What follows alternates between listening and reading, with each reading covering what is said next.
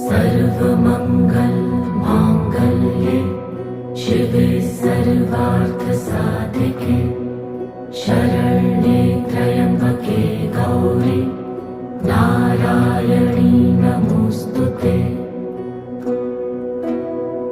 या देवी सर्वभूतेषु विष्णुमायेति शक्तिता नमस्तस्यै नमस्तस्यै नमस्तस्यै नमो नमः।